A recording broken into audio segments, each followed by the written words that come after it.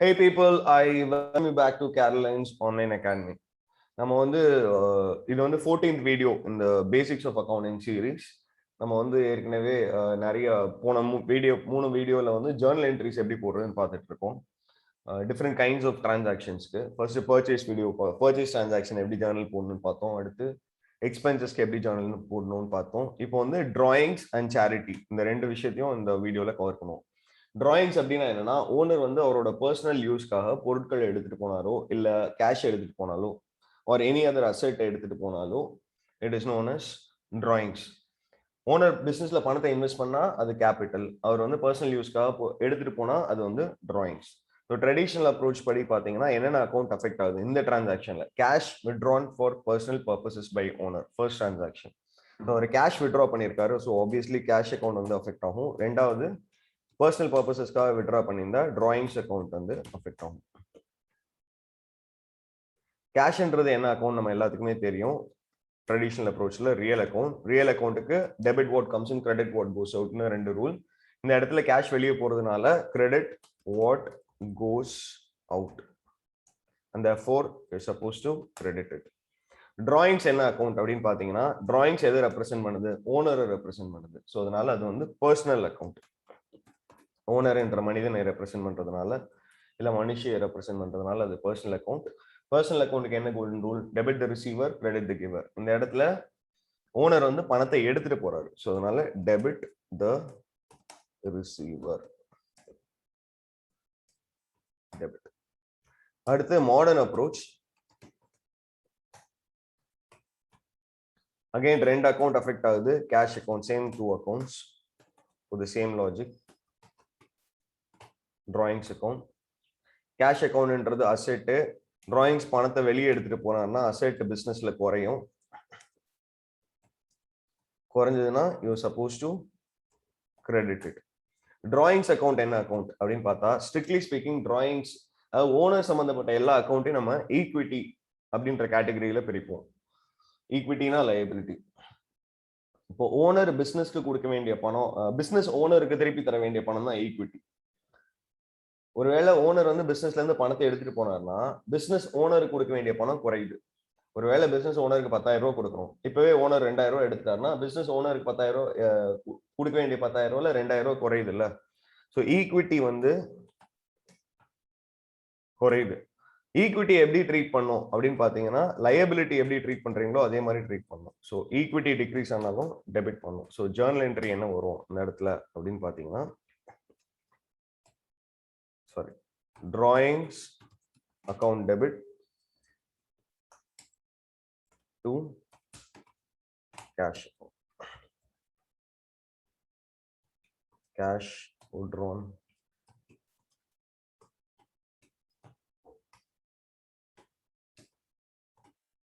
personal use. Amount போடல, சும்மா ஒரு அமௌண்ட் நான் போட்டுக்கிறேன். ஓகே, 10,000. Understood children? இப்போ அடுத்து எதுக்கு போலாம்?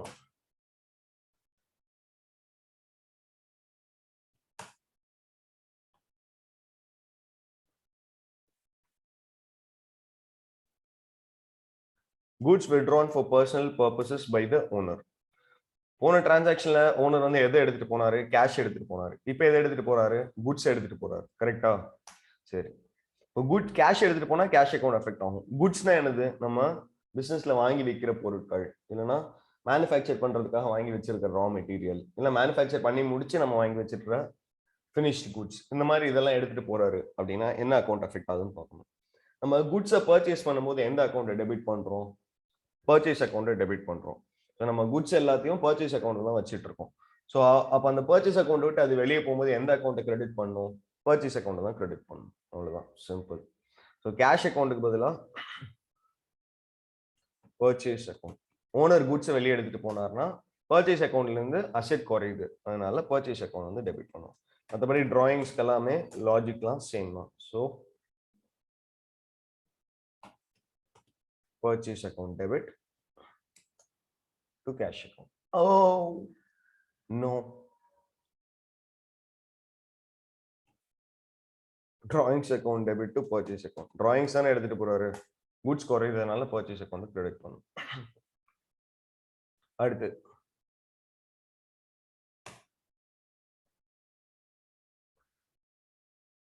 third transaction என்னன்னா owner uses business cash to pay for son's tuition fees. சன்னோட டியூஷன் ஃபீஸ் பே பண்றதுக்கு பிசினஸோட கேஷ் வந்து யூஸ் பண்றாரு ஓனர். அப்போ என்ன டிரான்சாக்ஷன், என்னென்ன அக்கௌண்ட் அஃபெக்ட் ஆகும் அப்படின்னு பாத்தீங்கன்னா, இப்போ சன்னோட டியூஷன் ஃபீஸ் பே பண்றதுக்காக யூஸ் பண்றாரோ, இல்ல மளிகை கடைக்கு பே பண்றதுக்காக யூஸ் பண்றாரோ, இல்லைன்னா வேற எங்கேயாவது போறதுக்காக யூஸ் பண்ணாரோ, எல்லாமே பர்சனல் பர்பசஸ் தான். கரெக்டா இல்லையா? அது டியூஷன் ஃபீஸ் பே பண்ணாருன்னா கேஷை எடுத்து அவரோட பர்சனல் பர்பஸ்க்கு யூஸ் பண்றாருன்னு அர்த்தம். அவ்வளோதான். ஸோ அகெயின் கேஷ் அக்கௌண்ட்டும் டிராயிங்ஸ் அக்கௌண்ட்டும் தான் அஃபெக்ட் ஆகும். Cash drawings to cash same லாஜிக்ல ஜர்னல் என்ட்ரி போகணும். அண்டர்ஸ்டுட்? அவர் என்ன பர்பஸுக்கு டியூஷன் ஃபீஸ் பே பண்ணா என்ன, அல்வா வாங்கி சாப்பிட்டா என்ன, இல்ல மளிகை கடைக்கு பே பண்ணா என்ன, இல்ல வாடகை கொடுத்தா என்ன, இல்ல அவரோட பர்சனல் இன்கம் டேக்ஸ் பே பண்ணா என்ன, எல்லாமே ஒண்ணுதான். எல்லாமே பர்சனல் பர்பசஸ். ஸோ அதுக்கு அவருக்கு பிசினஸ் கேஷை யூஸ் பண்ணாருன்னா பிசினஸ் கேஷை வந்து அவர் விட்ரா பண்ணார மாதிரி தான் நம்ம ஜர்னல் என்ட்ரி பண்ணோம். So traditional approach same cash drawings எல்லாமே எஃபெக்ட் ஆகும். அண்ட் டிராயிங்ஸ் டு கேஷ் அப்படின்றது தான் ஜர்னல் என்ட்ரி. சரி, இதோட டிராயிங் சம்பந்தப்பட்ட ஜர்னல் என்ட்ரிலாம் முடிஞ்சிச்சு. அடுத்து வந்து நம்ம இப்போ என்ன பார்க்க போறோம் அப்படின்னா, சேரிட்டி சம்பந்தப்பட்ட ஜர்னல் என்ட்ரிஸ் பார்க்க போறோம்.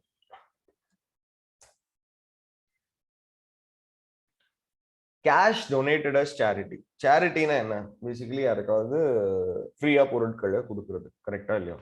ஸோ அப்போ வந்து கேஷ் வந்து அஃபெக்ட் ஆகும். ஏன்னா கேஷை நம்ம தானமா கொடுத்துருக்கோம், டொனேட் பண்ணியிருக்கோம். இன்னொன்று charity expenses account or donation account. Okay, டொனேஷன்ன்றது என்னது? ஒரு நாமினல் அக்கௌண்ட். ஓகே, இது வந்து ஒரு லாஸ் ஆக்சுவலா பிசினஸ்க்கு. கரெக்டா? Expense. So nominal account. Nominal அக்கௌண்டோட கோல்டன் ரூல்ஸ் என்னது? Debit all expenses and losses, credit all income and gain. டொனேஷன்ங்கிறது லாஸ் எக்ஸ்பென்ஸ்ன்றதுனால debit all expenses and losses.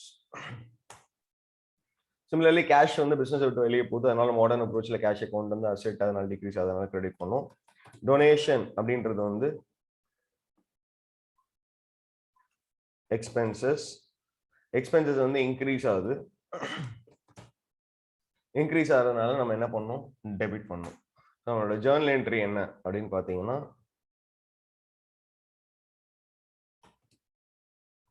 Donation account debit to cash account. அவ்வளவுதான். சரி, அடுத்து donate பண்ணியிருக்கோம், ஆனா கேஷ் டொனேட் பண்ணல, குட்ஸ் டொனேட் பண்ணியிருக்கோம். நம்ம ஒரு கிளாத் மேனுஃபேக்சரிங் கம்பெனினா கிளாத்ஸ் எல்லாம் கொடுத்துருக்கோம், ஃபுட் மேனுஃபேக்சரிங் கம்பெனினா ஃபுட் எல்லாம் கொடுத்துருக்கோம். ஸோ குட்ஸ் கொடுத்துருக்கோம் நம்ம. அப்ப என்ன வரும்?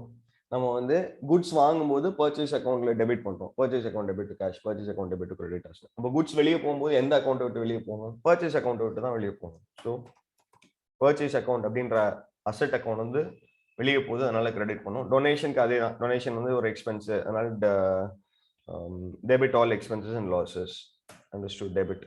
மாதிரி மாடர்ன் அப்ரோச்ல கேஷ்ங்கிறது அசெட் குறையுது, அதனால கிரெடிட் பண்ணும். டொனேஷன்ங்கிறது எக்ஸ்பென்ஸ், அதனால இன்க்ரீஸ் ஆகுது, அதனால டெபிட் பண்ணும். அண்டர்ஸ்டுட்? இந்த இடத்துல நான் ஆலுக்கு 3 L போட்டேன், அதை நான் கரெக்ட் பண்ணுறேன்.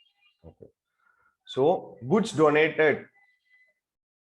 டொனேட்டட் அப்படின்னா என்ன பண்ணும் அப்படின்னா, டொனேஷன் எக்ஸ்பென்ஸ் இன்க்ரீஸ் ஆகுது, அப்புறம் பர்ச்சேசிங்கிற அசெட் குறையுது. ஸோ ஜர்னல் என்ட்ரி வந்து donation account debit to purchase account. அவ்வளவுதான். இன்னைக்கு 5 டிரான்சாக்ஷன் தான் ஃபாஸ்டா முடிஞ்சிச்சுன்னு நினைக்கிறேன். Thank you so much.